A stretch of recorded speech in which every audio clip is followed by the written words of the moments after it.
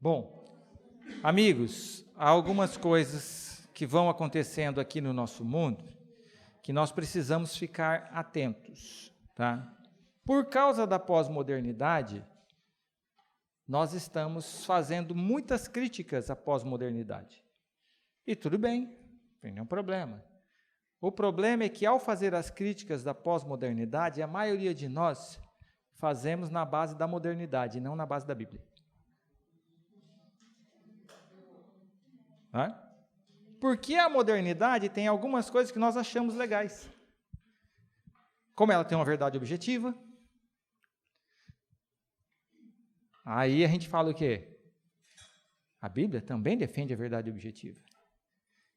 Ela defende leis, ordem, organização, família. Aí nós fazemos o quê? É isso aí.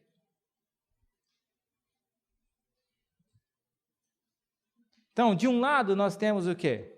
A base da modernidade é liberdade. O indivíduo, família, moral, vida, religião. E aí, esse aqui me representa. E, normalmente, olhando no espectro social e político, acontece assim. Você chega nos 18, 19, 20 e pouco, 30 e tal, você entra no espectro da pós-modernidade de esquerda, que pensa e defende em igualdades, causas sociais, os direitos humanos, racismo, as homofobias, os direitos individuais. Aí você vai crescendo um pouquinho, e aí você passa a ter filho adolescente, passa a sofrer um monte desse problema, aí você vai para onde? Você vai para a modernidade. Amigo, nem direita e nem esquerda, e nem centro, e nada desse mundo representa o que a Bíblia representa. Nós não temos que entrar nessa briga, essa não é a nossa briga. Por quê? A modernidade tem foco na lei e na ordem. E quando nós tivermos tudo certinho, alcançaremos o céu na terra. A pós-modernidade tem o foco nas pessoas e nos direitos individuais. Então, são duas palavras-chave que você vai ver. O moderno vai estar falando no quê? Lei, isso não é certo. O pós-moderno vai estar falando o quê? E o amor? Cadê o amor? E é uma briga eterna que nós temos. E hoje está mais polarizado do que nunca. E o que acontece dentro do círculo religioso? Essas ideias, elas vão trabalhando da seguinte maneira. Dentro do círculo religioso. Você parte aqui de um momento, todo movimento religioso, de um momento mais conservador, vamos dizer assim. Devagarzinho você vai indo para algo mais liberal. De repente, o povo fala assim, foi longe demais. E volta para lá. E dá aquela crise.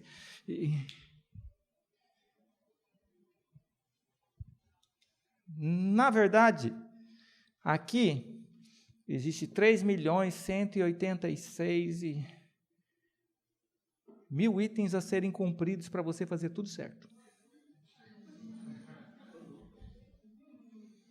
E quando você fizer, aqui tem um item. O amor.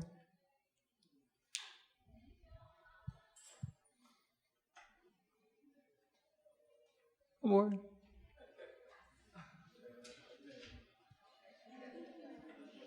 Esse aqui está precisando de lei. E esse aqui está precisando de amor.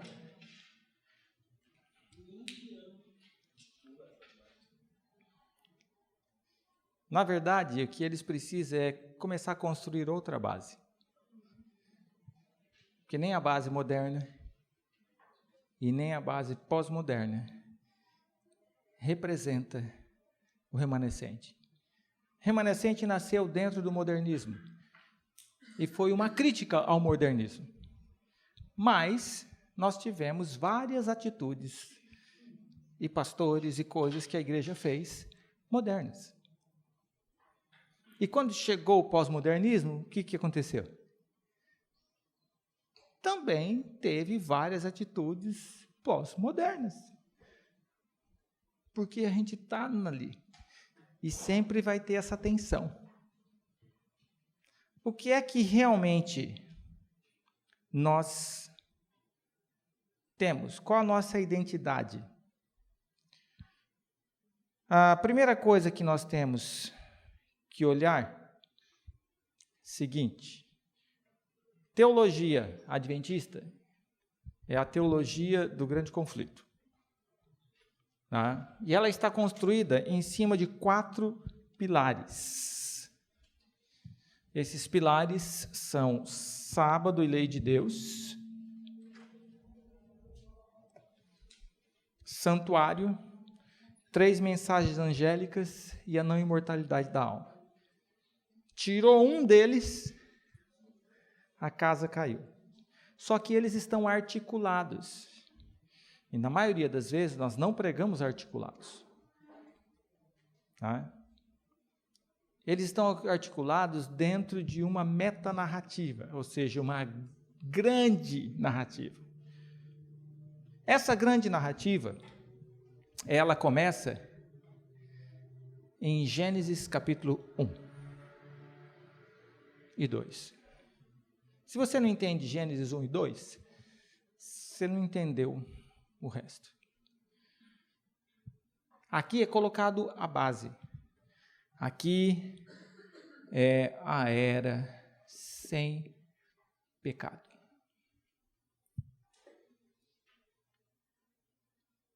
Nessa era sem pecado, nós vamos ter algumas coisas. Você vai ter semana da criação. Só que a gente poderia ficar um monte de tempo, mas observa, olha o que a Bíblia coloca. No princípio, Deus criou os céus e a terra era sem forma e vazia. Então, essa metanarrativa, ela vai colocando tudo. Podíamos ver Deus, ver mundo. E só para dar um pequeno exemplo para vocês. Nós temos problemas ecológicos a resolver com a pós-modernidade. Tá? Sem forma e vazia. Os 3 primeiros dias, Deus dá forma. Os outros 3 dias, Ele enche.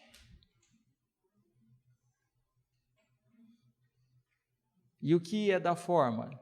É começar a trabalhar com o essencial da vida. Qual a primeira coisa para se ter vida?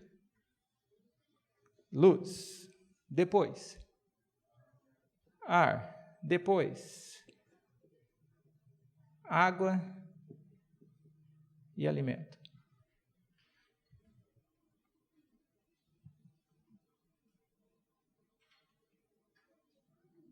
Percebe? E aí ele começa a fazer o quê? Aí ele enche os céus, estações. E aí depois nós temos o quê? Animais do ar e das águas. E depois nós temos animais da terra. Preencheu, pronto, acabou. Mas acabou? Não. Aí vem 7º dia. E no 7º dia acontece o quê? Coloca a razão da existência e da criação?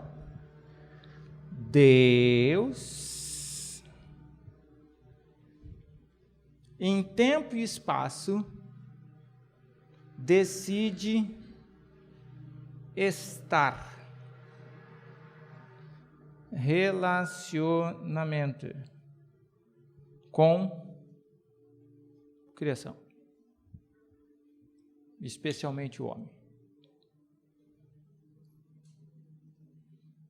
Base estrutural.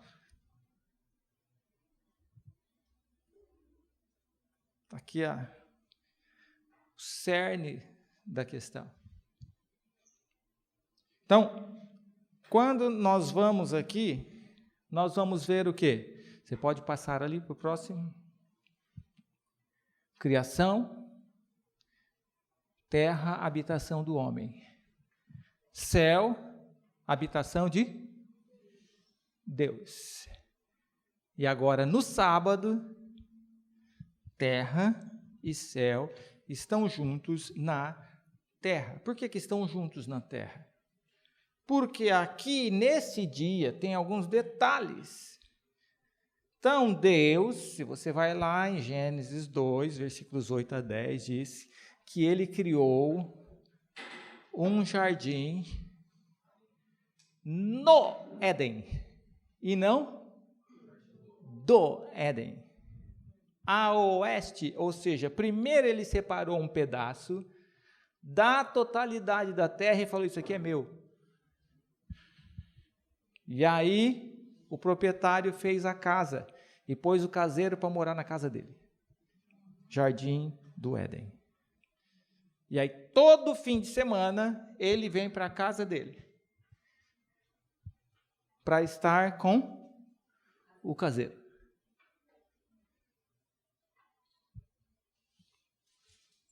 Então, a teologia bíblica é construída em cima de sábado. Então, sábado não é aquele dia que assim, posso tomar banho? Posso lavar a mão? Se você está preocupado com isso, você não entendeu o que é sábado. Sábado é o dia que Deus marcou o encontro para estar com você.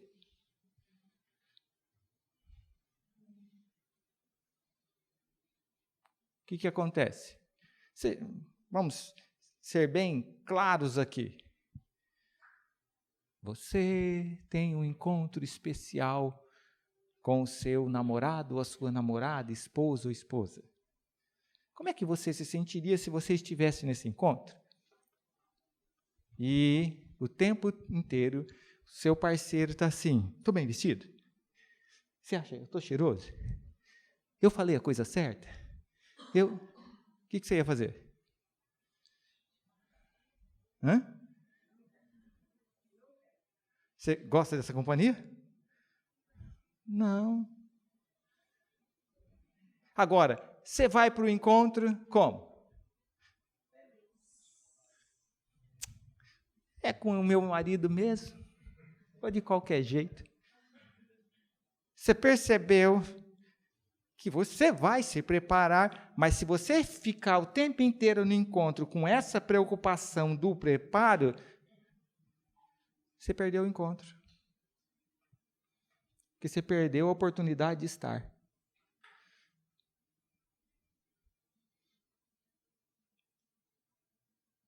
Deu para entender o que eu estou dizendo aqui? Aí vocês vão no restaurante mais chique. Chinelo de dedo, bermuda, camiseta regata. O que acontece?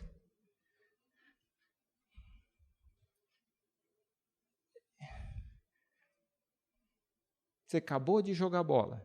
O que vocês acham? E aí a mulher está toda linda, perfumada lá para o encontro, vai para o restaurante chique, você vai de chuteira, meião, vamos lá, bora para o restaurante. E aí, irmãs, como é que vocês iam se sentir?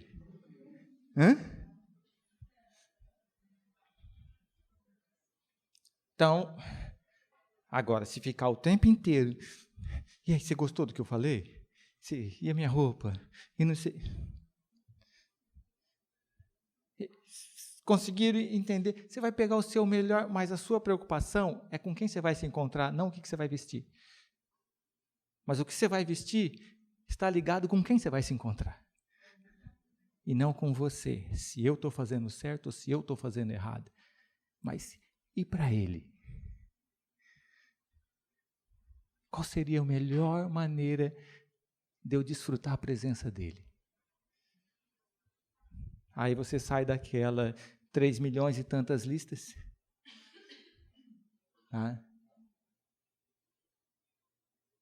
E considera o quê? Para o meu Deus, para estar com ele, vai ser o melhor. Por ele e não pelas regras. Mas elas não deixam de existir.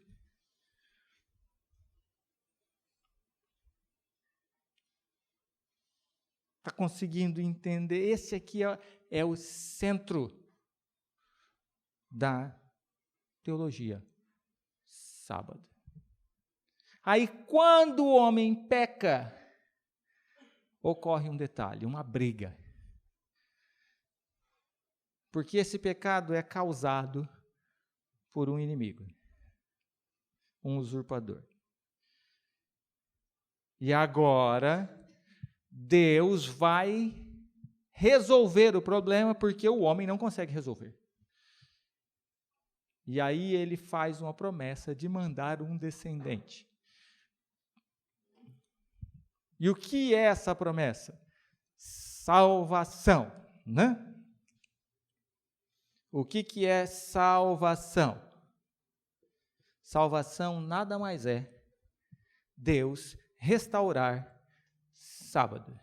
Porque agora você não pode estar mais face a face com ele. Isso é salvação. É novamente voltar a estar face a face com Deus.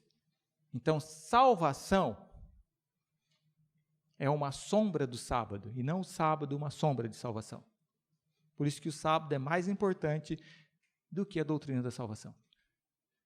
Porque a salvação é um ponteiro para você retornar à realidade perdida, que é estar face a face com Deus.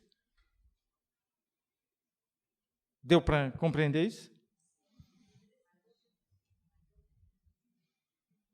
Ou seja, quando eu guardo sábado hoje, eu estou dizendo que eu creio que um dia eu vou poder estar face a face com Deus novamente e agora eu só estou em sombra. Então, o projeto da salvação é para restaurar o sábado. Então, sábado não é sombra da cruz. E nem ponteiro da cruz. A cruz é um ponteiro para o sábado. E esse é o grande diferencial que nós temos ao ler a Bíblia com os evangélicos e com os católicos. Então, o sábado é a doutrina. E aí, quando nós chegarmos lá, vai acontecer o quê? Terra, que era a habitação do homem, céu, que era a habitação de Deus, vai se tornar um lugar só. Porque o céu vai descer aqui. E não a terra que vai para lá. É Deus que está falando assim, eu quero estar com você.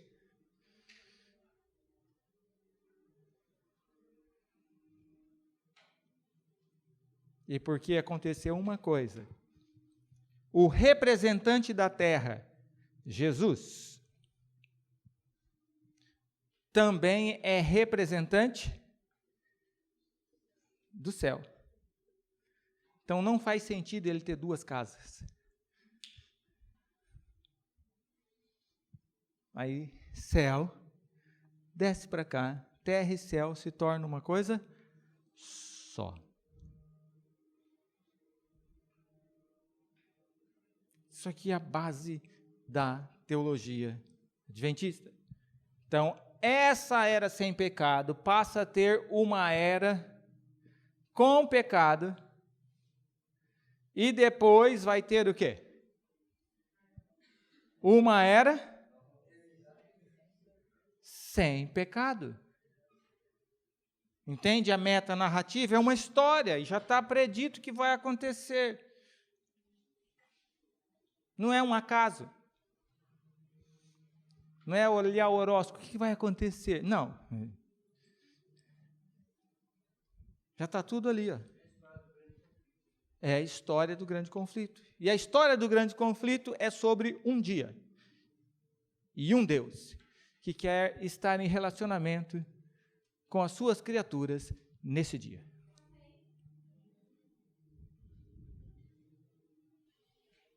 Consegue compreender isso? A maioria de nós tem o sábado como uma doutrina, mas não entendeu o que é sábado.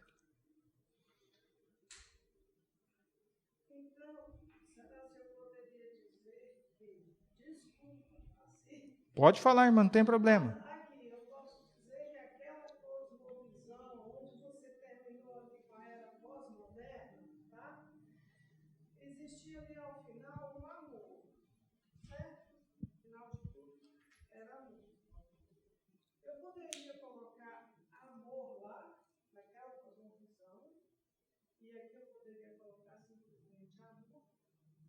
O problema... É amor, na pós-moderna, é amor. Não teria faltado isso aqui? É que para eles amor está destituído de lei. E não tem lei sem amor, e não tem amor sem lei. Por isso ele seria, como seria? Falso amor ou...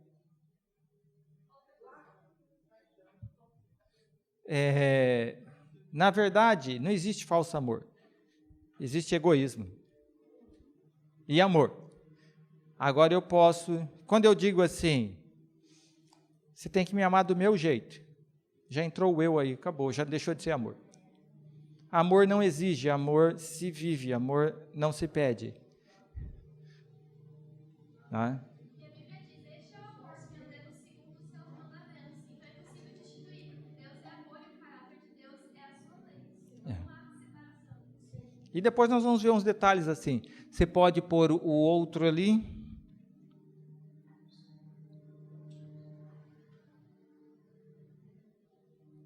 E aí entra o próximo detalhe.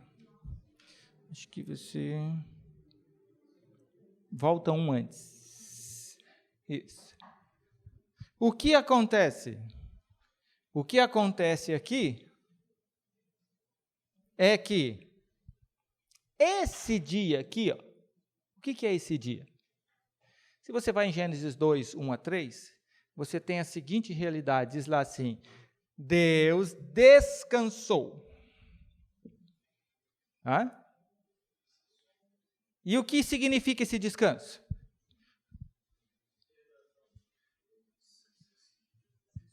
Você tem duas atividades ali. Santificação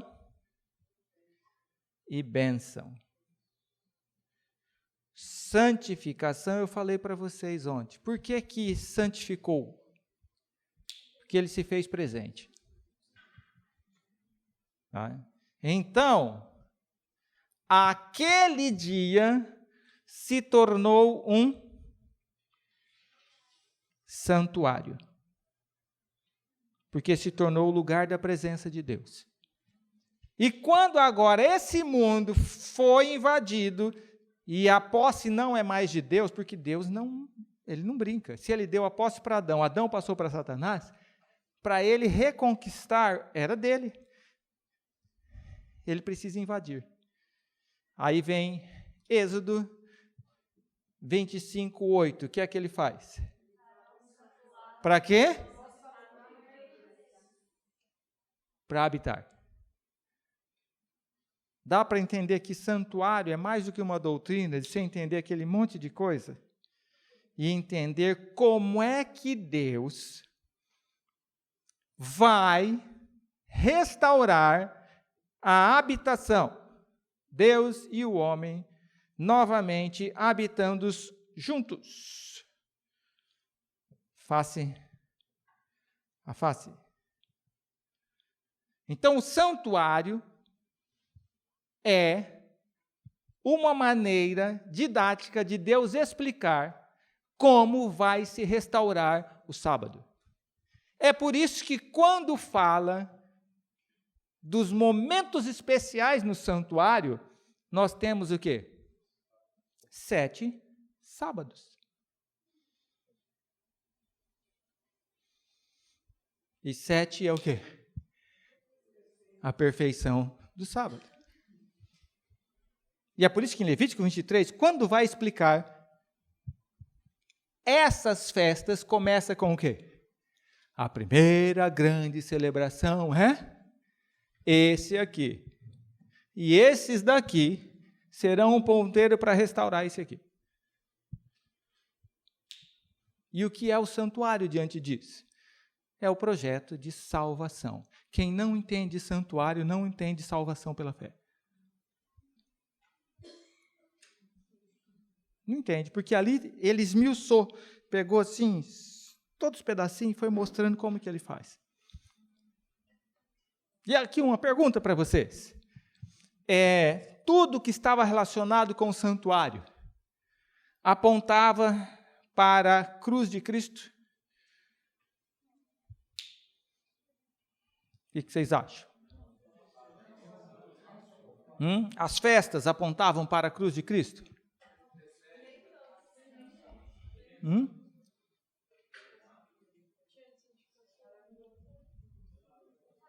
Sim, não?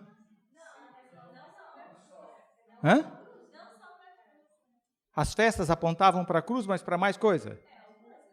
Algumas para a cruz, outras não. Vou decepcionar vocês. Só as ofertas apontam para a cruz. Nenhuma festa aponta para a cruz. A Páscoa é uma festa. O Cordeiro Pascal, sim. A Páscoa, não.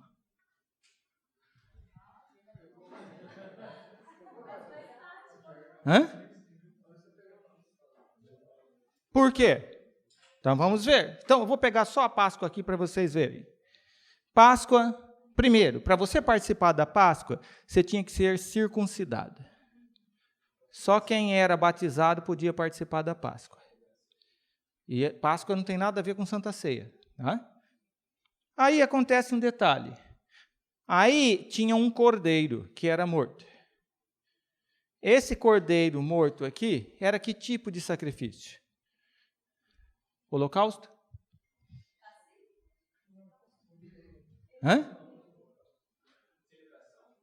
Era pacífico. Por quê? Porque o holocausto está aqui, ó, símbolo de circuncisão. E aí nós vamos dar uma olhadinha. Aí você está fazendo o quê? Comendo cordeiro com ervas amargas.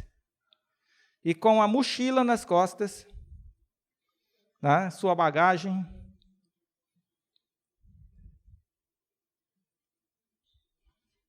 Faltou aqui um. Esperando para quê?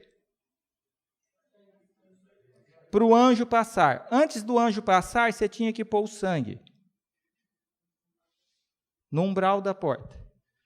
Então, você estava selado. Quando o anjo passava e trazia o castigo, tá? Você não recebia, e aí você saía do Egito e ia para o deserto, até chegar na nova terra.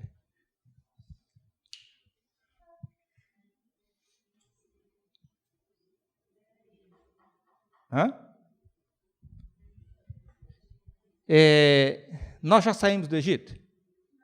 Não, então a Páscoa ainda não terminou seu cumprimento. O cordeiro já foi morto? O pacífico já foi morto? Se você aceitou, já foi selada as portas? Não. Então a Páscoa ainda está em cumprimento. E não é ponteiro da cruz. Todas as festas, esses 7 sábados aqui, são ponteiros escatológicos do ministério de Cristo no céu.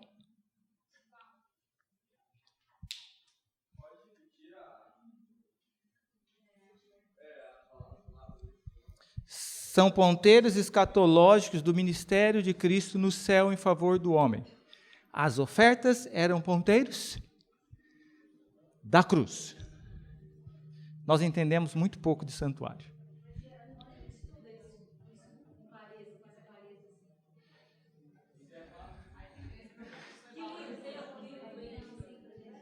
Você tem vários livros dos pioneiros que trabalham isso. Eu estou terminando o meu, vamos ver se eu consigo até o fim do ano.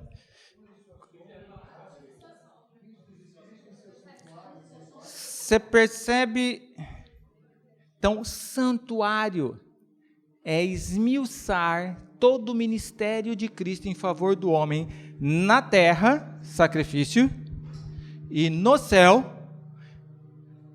últimos dias, escatologia do que Cristo faz por nós.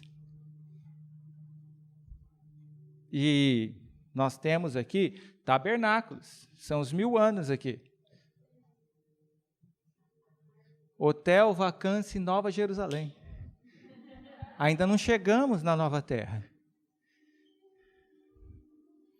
Nova Terra é jubileu, onde recebe as recompensas. Hã? Vai? Hã? Porque o povo não foi direto para Canaã, eles teve um período no deserto. E os tabernáculos eram o quê? Celebração de quando eles moraram em tendas no deserto e não na terra. Tudo ali era simbólico, apresentando os aspectos do que Deus ia fazer por nós. E tem cada festa, cada sacrifício. Então, quando você olha aqui, nesse grande conflito é o quê? A terra que era domínio de Satanás e o céu que era domínio de Cristo, agora Cristo, que já ganhou na cruz o direito de propriedade dessa terra, vai vir tomar posse do que é dele e implantar o seu reino e eliminar todo pecado. E é isso que o santuário apresenta. E poder restaurar o quê? Sábado.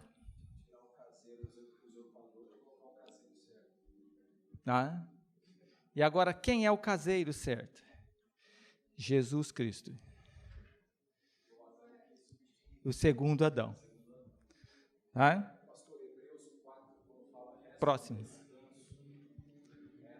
Está apontando para esse? É, para isso. Aí tem um detalhe aqui. Amigos, eu estou colocando apenas assim, umas pílulazinhas aqui. 6 dias. Deus se revelava para o homem através da natureza. E ministério dos anjos explicando para Adão e Eva. Então, ministério profético, revelação especial e natureza. 7º dia, ele vinha em pessoa. O que é que nós temos? No período de queda, salvação é o quê? Vida eterna é conhecer a Deus. 6 dias, Deus é o convidado na sua casa e no seu trabalho. No 7º, você é o convidado de Deus na casa dele, porque o dia não é seu. E isso é uma sombra da realidade que virá, porque lá no céu, diz Isaías, que vai acontecer o quê? De um sábado até um outro, virá toda a carne adorar perante mim. E de uma lua nova até a outra. Por que de uma lua nova até a outra? Marca o início do mês. Mas e por que a gente vai lá de uma lua nova até a outra? Comer da árvore da vida. Nós vamos ter vida eterna, porque estamos comendo da árvore da vida. Nenhum homem tem vida eterna em si mesmo. Nem lá. Apocalipse 22, 3 a 5. De um sábado a sábado, Isaías 66, 23 e 24. Percebe o que está acontecendo? Sim, irmã?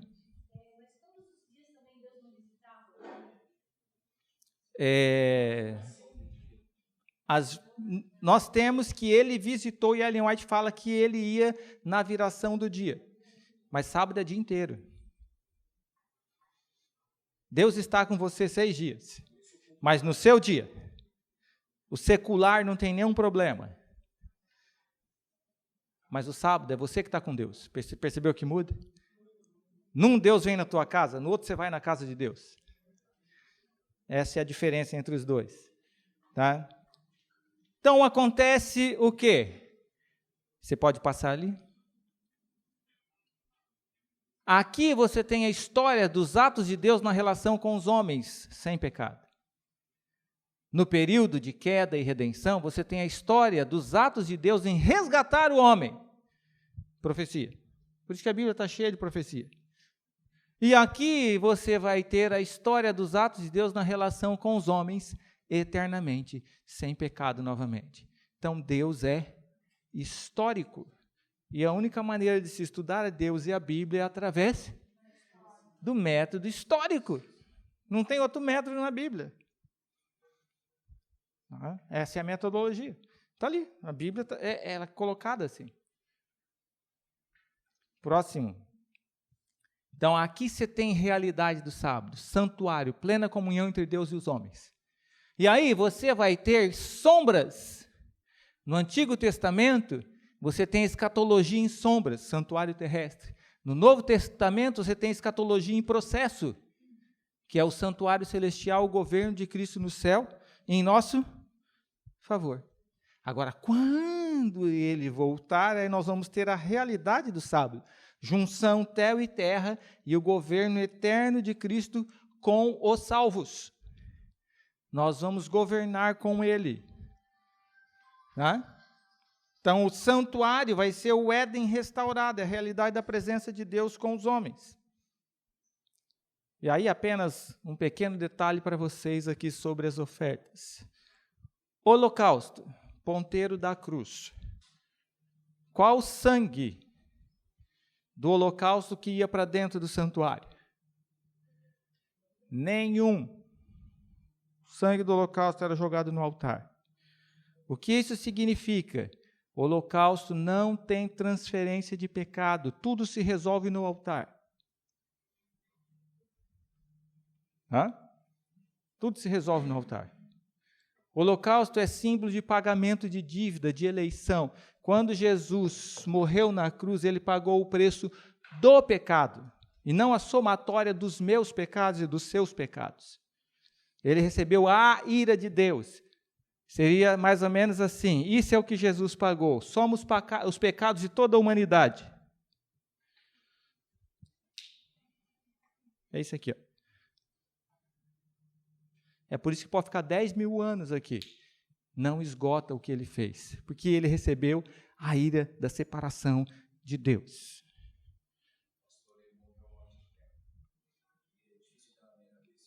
Se ele tivesse pagado o preço do pecado que eu cometo, Calvino estava certo. Predestinação. Ele já perdoou lá na cruz. Jesus não perdoou os meus pecados na cruz. Ele pagou o preço do pecado. 1 João 9 diz o quê? Quando é que ele perdoa? Quando eu confesso. Aí ele aplica os méritos dele em meu favor. Tá?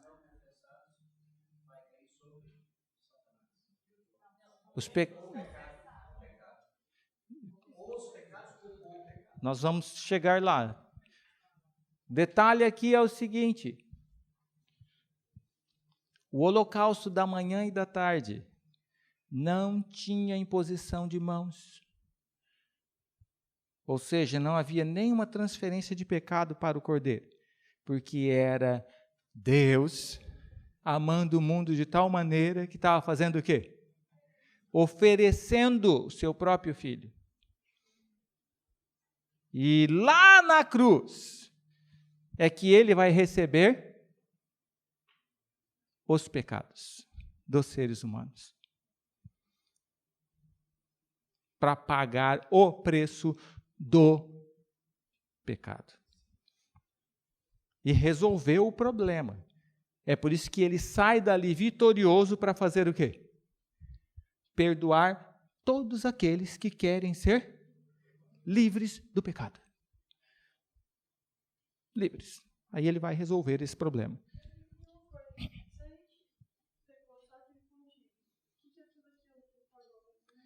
É a angústia que ele passou. Jesus não morreu da cruz. O filme do Mel Gibson é uma desgraça, não representa, porque ele fala que Jesus Cristo sofreu dor física, aquilo ali não é nada. Ninguém morria 1, 2 horas na cruz. Morte de cruz era para 5, 6, 7, 8 dias. Jesus teve um colapso, o coração dele explodiu, pelo peso do pecado. E lá no Getsemane ele já começou a sentir isso, que ele começou a transpirar sangue. Ele morreu porque caiu sobre ele a culpa da humanidade. Ele restaurou aquilo que tinha se perdido. Tá? Então, holocausto. Quem é a atividade aqui? Só Deus está fazendo isso. Quem é o agente? Pai e filho. O pai envia o filho e o filho sofre a punição. Na cruz, todos foram eleitos para a salvação. Todos. Todos estão eleitos em Cristo. Ninguém vai estar no céu e falar assim, o que eu estou fazendo aqui? Não. Você escolheu, você respondeu, e aí a gente vai ver as outras ofertas. A voz do Espírito Santo, por isso que você vai estar lá. Aí aplicou em seu favor o sangue de Cristo.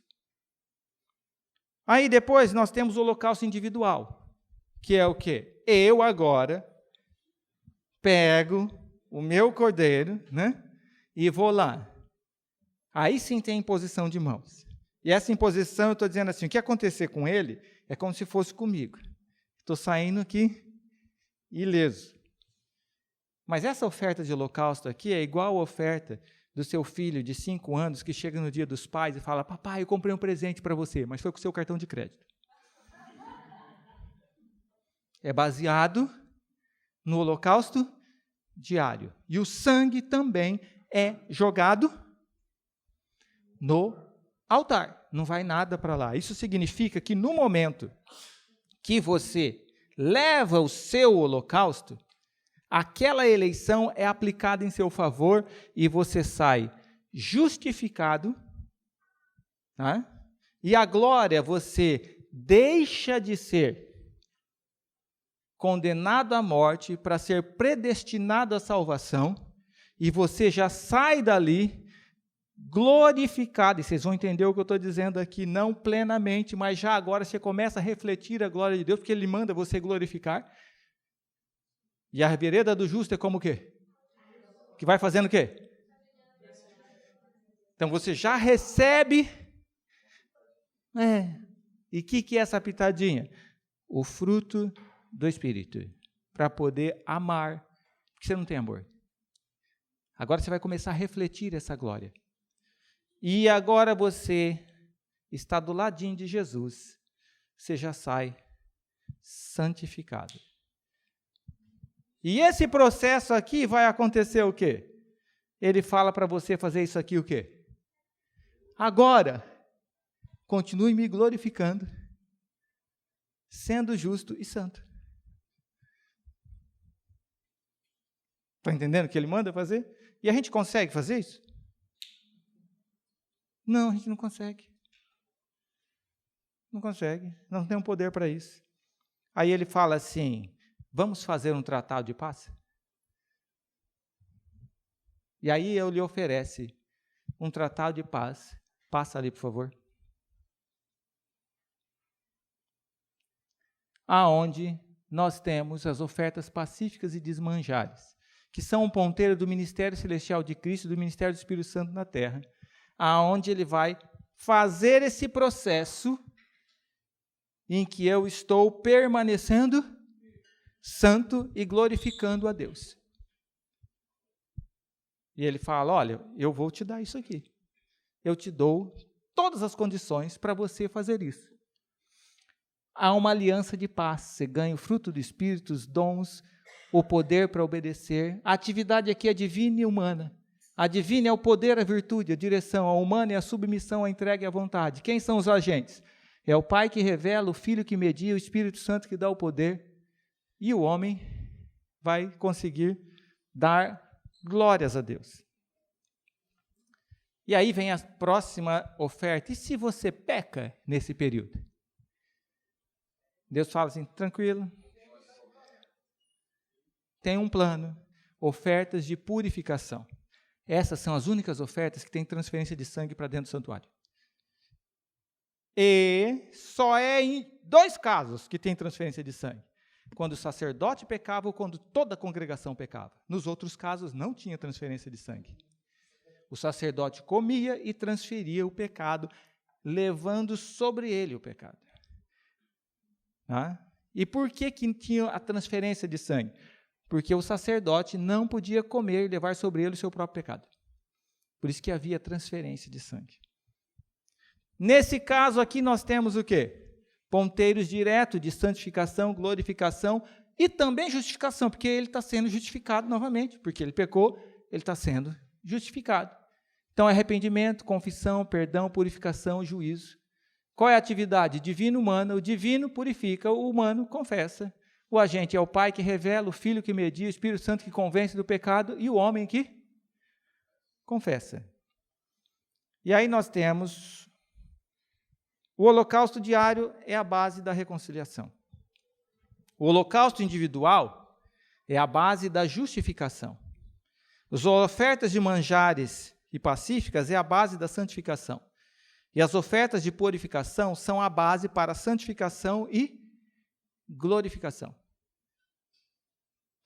E você vai estar nesse processo contínuo.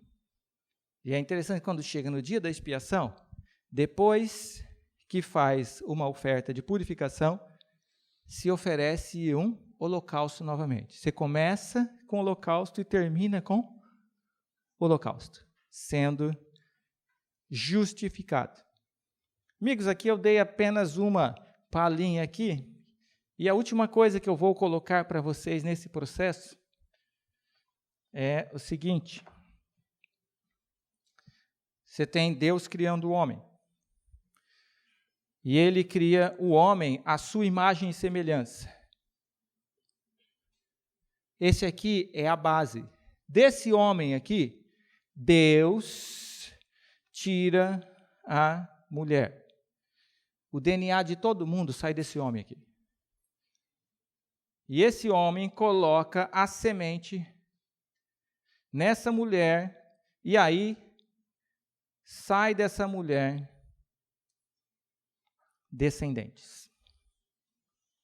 Essa era a maneira que Deus usou para a multiplicação da descendência de Adão. Então, esse aqui é o representante. No momento que esse homem aqui peca, e você vê em toda a Bíblia, nunca a mulher é responsável pelo pecado. Quem é responsável é esse aqui. Aí Deus vem e fala o quê? Vai surgir um novo descendente. Esse novo descendente, o segundo Adão, também, ele vai ser a raiz de todos os novos seres humanos. E através da mulher, igreja, vai produzir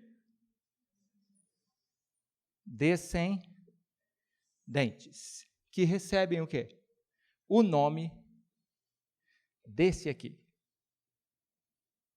A raça alma vivente vai desaparecer. E vai surgir uma nova raça. Espírito vivente. Não quebrem essa imagem. Você quebrou isso aqui, aí nós começamos a ter problemas.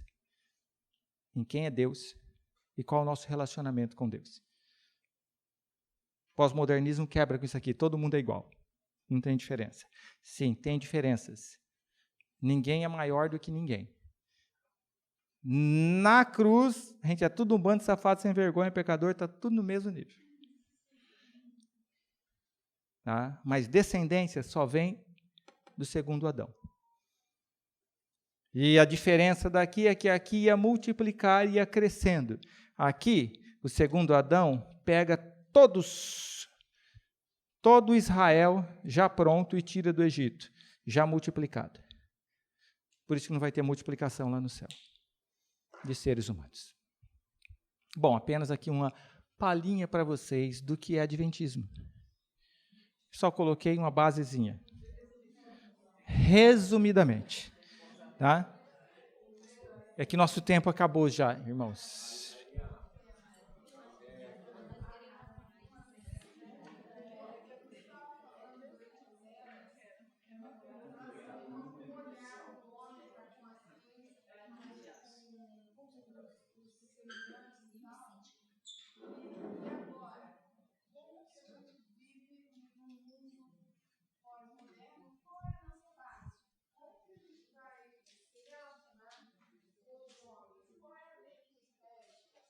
Revelação especial.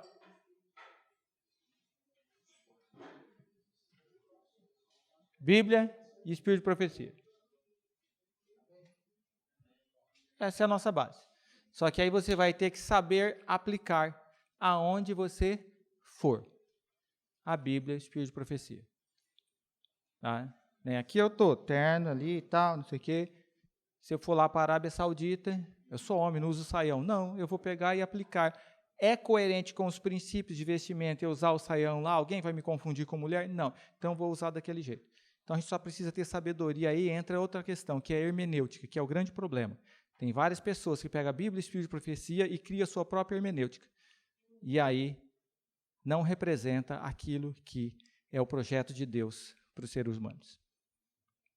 Amigo, percebeu que isso aqui não tem nada a ver com modernidade e pós-modernidade? Mas nós temos muito de modernidade e pós-modernidade. É cair de joelho estudando Bíblia, Espírito de profecia e pedir purificação todo dia. E quando você morrer, você ainda vai ter algo de moderno e de pós-moderno. Mas com a graça de Deus vai ser completado. Tá? Ninguém vai estar perfeito quando morrer no sentido pleno. Mas todos vão perfeitos para o céu porque estão completos em Cristo. Vamos orar então?